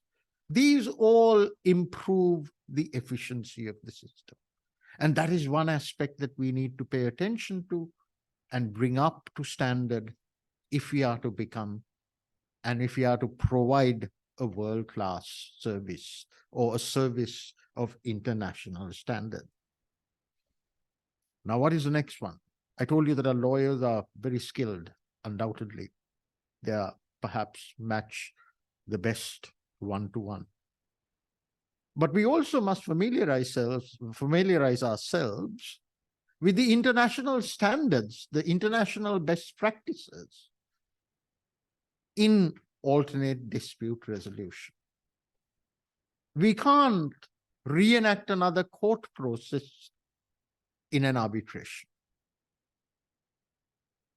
That's a completely different process. Now, if we do that, we miss the main objective of people going for arbitration. Why are they going for arbitration? Why do they go for alternate dispute resolution? as I said, to get a quick and efficient resolution of their dispute. But if we reenact the court process, we are not delivering that. And if we are not delivering that, we can't expect people to come expecting an alternate. So therefore, one needs to be very, very mindful of bringing ourselves up to speed with the international best practices. Discovery processes, disclosure processes, filing of documents, compiling documents, sharing documents with the other party. I mean, in litigation, we're very used to keeping things close to our chest, springing surprises in court. But arbitrations don't necessarily work that way. You share the information that you have with the other party, and that helps speed up the process, that helps shorten the process, and that helps in the resolution, which is more realistic in a commercial sense to the parties. And that's what we need to strive towards. The next aspect I think we need to pay a lot of attention to is the intervention by court. Now, I told that in many of the places that have become a hub, the role played by court is a supportive role. Now, our courts also play that supportive role. And if you look at the present manner in which our courts are functioning, our courts have very well understood the concepts under the Arbitration Act, and they comply with it. But one can't say it is the most speediest place. Now, if we want our Sri Lanka to be a hub, there are certain basic functions our courts will have to perform. For instance, if Sri Lanka is going to be a hub and we are going to have international arbitrations being hosted here, the setting aside applications of an award is going to be made in our country in terms of the Arbitration Act and the model law on arbitration. Now, if such an application is made, and that application is going to be pending for years and years, one can't expect people to come here expecting an efficient setup. So in those circumstances, I think our courts also must realize the processes or the manner in which these matters have to be dealt with. Not only in the form of the primary or the initial applications to court, but also in the form of appeals. Now, for instance, if appeals are looked at, they do take a little bit of time in our courts.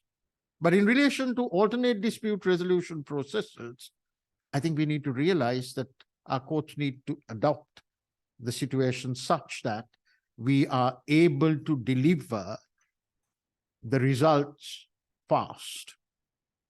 Now, if that be the case, or if these aspects happen, I think we have everything set in place to make this place into a hub. Now, we have a unique advantage when we compare our position vis-a-vis the established hubs. What is that?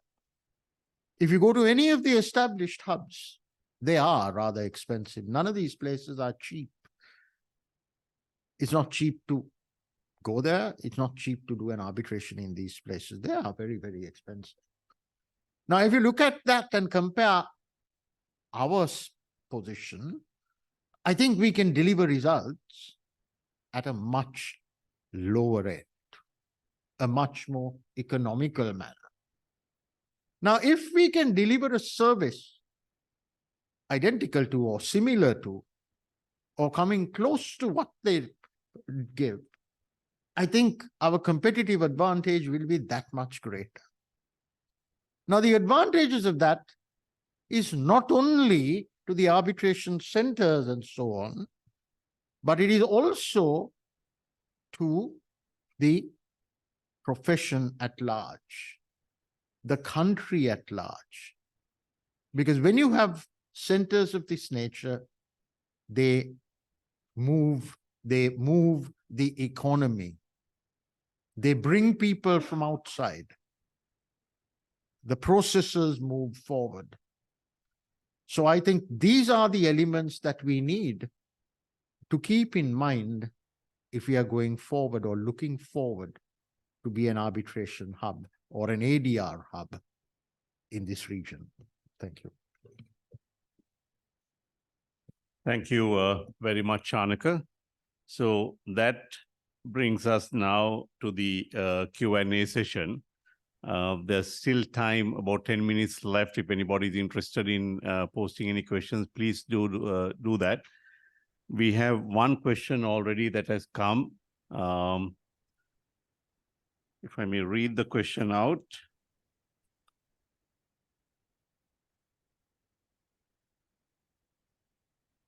The question is from Maitri Srinivasan.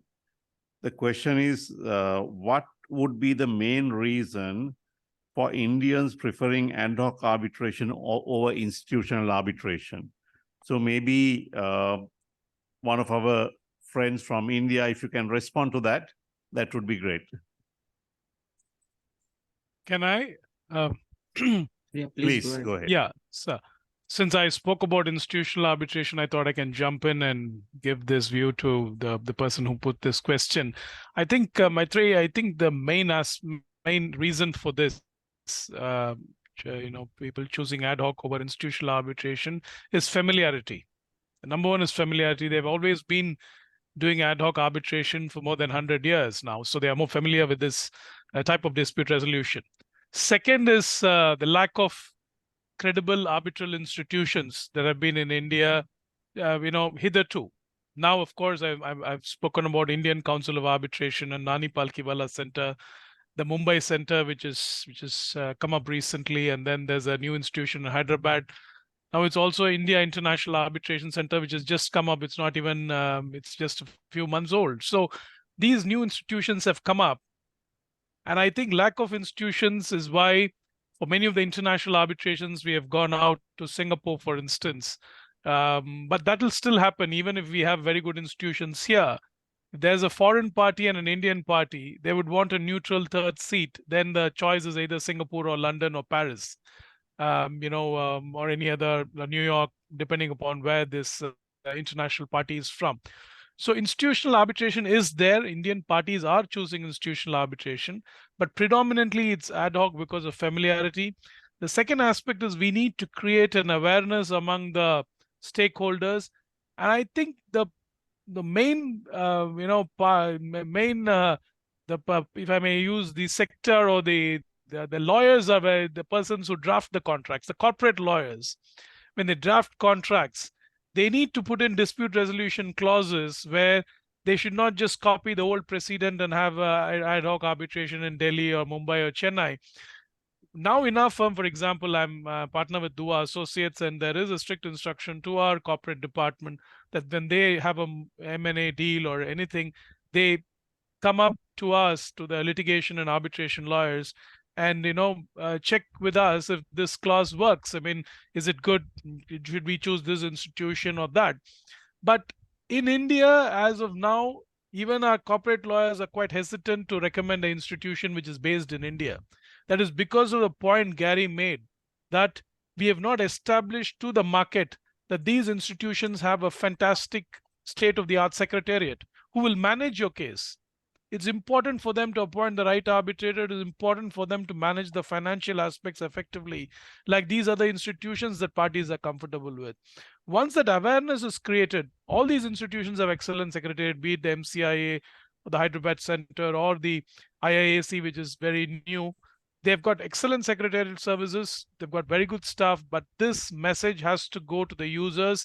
The lawyers need to be confident. Only if the lawyer is confident and he recommends that to his client, then will institutional arbitration take off in India. And I'm sure it's probably the same in Sri Lanka as well. I'm not sure how it works. Ad hoc was institutional, but till such time, and I think Vyapak made a point, which is a very important point about the legislation in India. Now you have to make an arbitral award within 12 months of close of pleadings, unless parties agree for a 6-month extension, which makes it 18 months. Beyond that, you'll have to go to court. So if you can get an award in an ad hoc arbitration within, say, 18 to 24 months, even if you get an extension, you must then convince the market or the users as to why institution is going to be more advantageous to them. I think that's a hard task ahead, but I'm sure that's changing. As I tell you, 5 to 10 years, this scene will change. Thank you very much, Ganesh. I have a question for Gary. Let me give you a little bit of context here.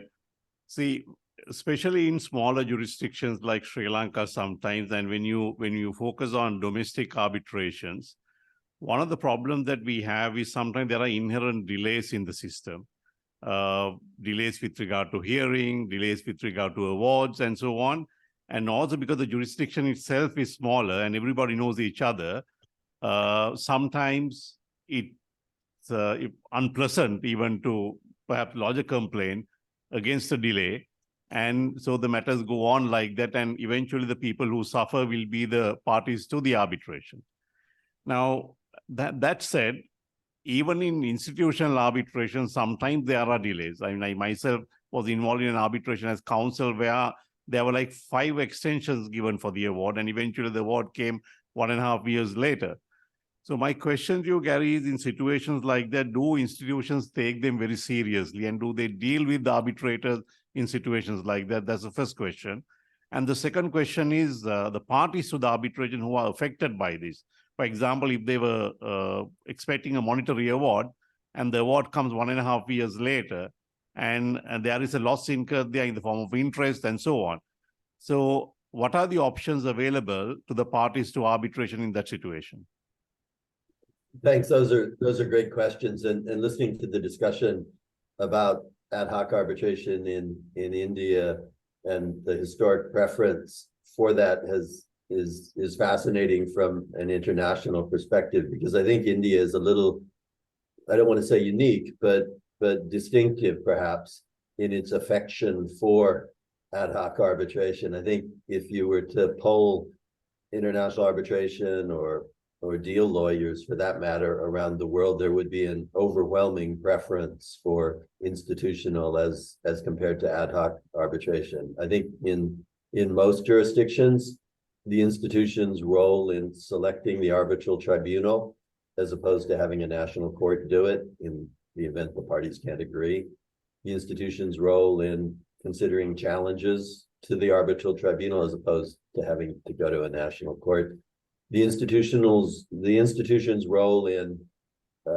regulating and policing the arbitral tribunal's fees, where institutions have an inherent interest in keeping the fees low, as opposed to allowing the arbitral tribunal's fees to be higher. The institutional rules, default provisions that answer all sorts of questions from simple questions such as how do you interpret the arbitration agreement, in some institutions, choice of law questions, default rules regarding timetables and so forth. All of those various factors, together with the very important point that you make and that I want to answer now, I think create an overwhelming preference internationally. I put aside India, but internationally, for institutional as compared to ad hoc arbitration. With respect to your question, do arbitral institutions police slow tribunals who are delaying issuance of an award? The answer, going back to some things that I said previously, is it depends to some extent on the institution. There are institutions that do a better job and a less good job. It also, frankly, it's a little bit like lawyers. It depends a little bit on who at the institution is making a decision in a particular arbitration. My experience is, for example, with respect to fast track arbitrations at all the major institutions, SIC, ICC, elsewhere, they're extremely good about making sure that the 6-month time frame or whatever the institution's rules provide for the fast track arbitration is indeed maintained. I think there are clearly cases, though, at recognized institutions where the award is delayed significantly after the close of the arbitration. And the 5 months, the 5 extensions, presumably each one of 6 months, is frankly intolerable. Your client and you must have been extraordinarily frustrated. I don't usually see those kinds of delays, but I must say it is, more often than I would like, I see a 6 or 9 month delay from the close of the hearing. Many leading arbitrators, in my experience, have a personal practice of issuing an award within 3 months of the final hearing, which I think is a practice we should all try very hard to achieve. There obviously can be exceptions, but I think those exceptions should be extraordinary. The institution's ability to force a tribunal to make an award, if it is just not complying, is limited. The tribunal can threaten, obviously, to take that into account in setting the arbitrator's fees, and the institutions do that. The ICC does that, SIEC does that, other institutions do that. But that's a kind of indirect threat. It doesn't get the award out of the tribunal and into the party's hands. The tribunal can also threaten, the institution can also threaten to take this into account in making future appointments. If you're slow in delivering an award, you're not going to get appointed again. And indeed, that's one of the reasons I think parties like institutions to make choices. Institutions have institutional memories, and if a tribunal, a presiding arbitrator, a sole arbitrator is slow in making awards, that will affect his or her future appointments. But ultimately, an institution can't do a whole lot more. The most extreme option, of course, would be to remove the tribunal. But obviously, removing a tribunal after the entire arbitration has been conducted and a hearing has been held itself imposes massive additional different types of delays. So what institutions, and I've seen this happen, what institutions can do is to push the tribunal with the levers that I have mentioned as hard as it can. I think we all in the arbitration community have a shared interest in making sure that those sorts of situations, in fact, do not arise. That if we are sitting on tribunals, if people we know and who respect us are sitting on tribunals, we make it very clear that we will issue an award very promptly after the final hearing, and that we expect that from our colleagues. Thank you very much, Gary. I have a fairly long question next, and may I invite each of the speakers after I read it out to you to give a 2-minute response within 2 minutes if possible, and then we can take one more question from the audience before we wrap up. So the question goes as follows. The Singapore Convention, formerly known as the United Nations Convention on International Settlement Agreements Resulting from Mediation, paves the way for settlement reached by mediation to be recognized internationally. As such, under the convention, parties who reach a settlement following a mediation anywhere in the world will be able to apply directly to the relevant competent authority, very likely to be a court in that country of the signatory state, to enforce their agreement.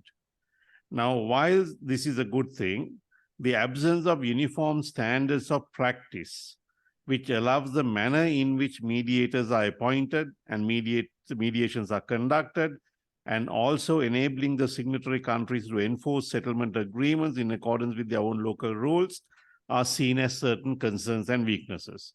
What are your views? And if we can have your views within 2 minutes, that would be great. Thank you. Yes, Asanga, may I try? Simba can go. Yeah.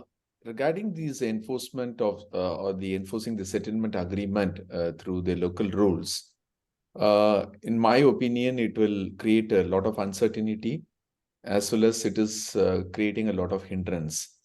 Why? Because the settlement agreement should be has to be in writing and signed by the respective disputing parties. And if if a proper mediation act is there, there will be sure guidelines for the same, or else it will be quite difficult to follow. When it comes to the Mediation Act, at least the newborn baby in India, the 2023 Mediation Act, there are some guidelines for even enforcement in the local rules, to some extent adopted from the conceptual model law of conciliation as well as the Singapore Protocol of Mediation. In my personal note, we had to wait and see how far it's going to be tested. But the question of mediator who has to confirm the settlement agreement by signing or providing proof that mediation was carried out, the due confidentiality issues has been taken care. When it comes these mediators or the court annexed mediators or even parties agreed mediators are quite hesitant to take the same.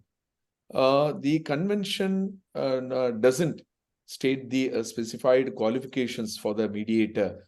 But when you look on globally, whether it comes to mediation practice, no internationally accepted standards of the conduct for mediators or the mediations we can see into.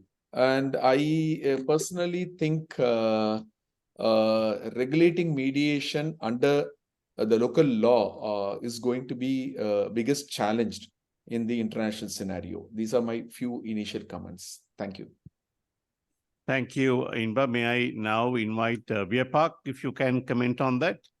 Sure. No, very quickly, I think I did touch upon during my discussion about the Singapore Convention. And so far as India is concerned, the Mediation Act is silent because they have yet not ratified or come up with rules for foreign mediated awards. Now, that will only bring in some, clarity as to how those awards are ultimately enforced, if not adhered to. To be very frank, mediation by itself starts with a proposition that you are coming with a settlement or an award which is agreed between the two parties and signed off by the mediator. But then there are challenges to it, and there are issues related to that enforcement as well. So I think for overall international perspective, if mediation awards and foreign seated mediations are to be successful, then I think slowly we'll see more and more countries looking at ratifying the convention and bringing in local laws, as we have seen with New York Convention. So yeah, I think it's still a space which is very new, and we'll only know how it shapes up, because it requires, in a way, ratification and all the countries agreeing to it and not only signing off the convention. So that's the challenge there. Thank you, Vyapak. May I invite Chanaka? Can you comment on that? I see this as having two aspects. The whole concept of mediation itself is to leave the parties to come up with a settlement to their dispute with a party who mediates between them. So there is a lot of flexibility that is given to the parties, and the parties must be able to come up together and come up with a resolution between themselves. At the same time, if you're going to enforce that settlement and impose it on the parties, then obviously it must sort of measure up to certain objective standards. And that's what seems to it needs to happen. And there must be a method by which objectively and internationally one is able to determine, has it met that standard where we need to, or we should be enforcing it or not. And that, I think, is the question. Now, in relation to that, if you look at what happened in relation to arbitrations as well, the New York Convention was signed, quite a long time ago. But by the time the model law came and by the time the ANSI took it over and did the work in relation to the model law, and by the time it became sort of widely accepted, it took a fair amount of time. But in this instance, we have that experience. So I believe it'll happen very fast, faster than in the case of ANSI, the model law on arbitration. But it might take a little bit of time for everybody to get used to this idea. Now we have a mediation award which actually can be enforced. So it'll come, but it might take a little bit of time. Thank you, Chanaka. Gary, any quick thoughts on that? Just very quickly, mediation is of course tremendous. Everybody should use it. In order for it to work, obviously, though, it takes what in many cases is lacking, namely a will on both sides to compromise and reach a settlement agreement. I think as a practical matter, in about 99% of the cases where parties actually do come together and reach a settlement agreement, they also perform that settlement agreement, and there's no need for further enforcement. And so issues about whether or not the mediation convention has been ratified by lots of countries or will be, and whether or not its rules with respect to settlement agreement enforcement work as well as they might be seen as somewhat academic. Thank you very much. I have a different question for you, Ganesh, and maybe I can invite again the others to very quickly comment on that, and then we can conclude the session. This is from one of the participants. So it goes as follows. My question is about MEDAB, to combine mediation as a preliminary step prior to arbitration. If the former does not resolve the dispute, what do you consider as the advantages in this method? And has this been used widely abroad as an ADR method? So maybe you can speak about your experience in India, and perhaps, Gary, you can give us some input with regard to how MEDAB is used internationally. Thank you. Yeah, thank you, Dr. Asanga. Okay, first, very quick point on the previous issue about the Singapore Convention. We should understand, I mean, Singapore Convention is only a few years old, but mediation has been in vogue for several centuries. And I think the way we enforce mediation settlements arising out of mediation is contract law. Because a settlement agreement is a contract. You've entered into a contract and you need to make sure you have provisions there where, for example, in Singapore, when I used to practice there, in any settlements, you say if you don't pay this particular installment, which you've agreed in a settlement, you can go ahead and enter judgment on the rest of the amount that is due to the other party. So I think the parties drafting the settlement agreement have to be very careful to make sure there are deterrents if it's not adhered to. And it is enforced by way of contract law. Of course, Singapore Convention has come. It is going to take some time for many countries to ratify it, while India has signed it. In the Mediation Act, we have not ratified the Singapore Convention. And I think it's going to take time exactly because of the points that you mentioned, Dr. Asanga, where the standards are very different as to how mediation is conducted from country to country. So how would you definitely be sure that a settlement agreement agreed into in country A must be very good, that you can enforce it like a decree of court? So I think that is definitely going to take time.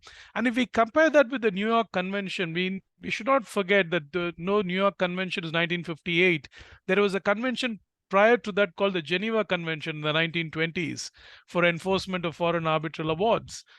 So that was a precursor. Then you had the New York Convention, whereas Singapore Convention is just the first one for enforcement of settlement agreements arising out of mediation.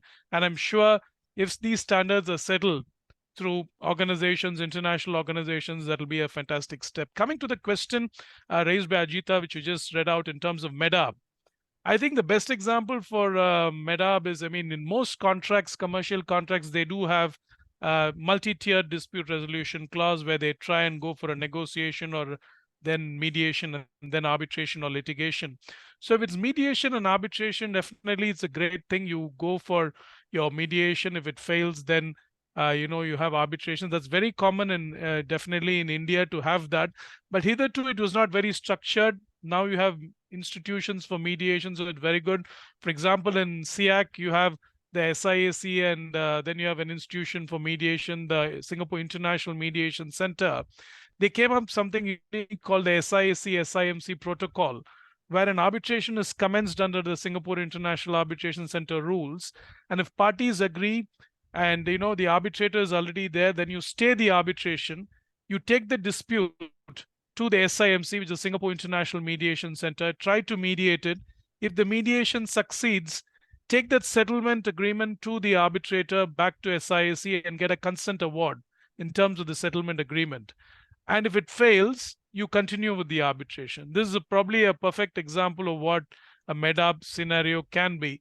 It is happening in India, but it's not been the mediation aspect is not very structured. But parties are trying to definitely, put it into almost all contracts now had a multi-tiered clause. The big deals at least will have negotiation, if not mediation. But then how effective that is, I think it's not very effective, to be honest with you. They just go through the process. In fact, we were also talking about compulsory mediation under our Commercial Courts Act.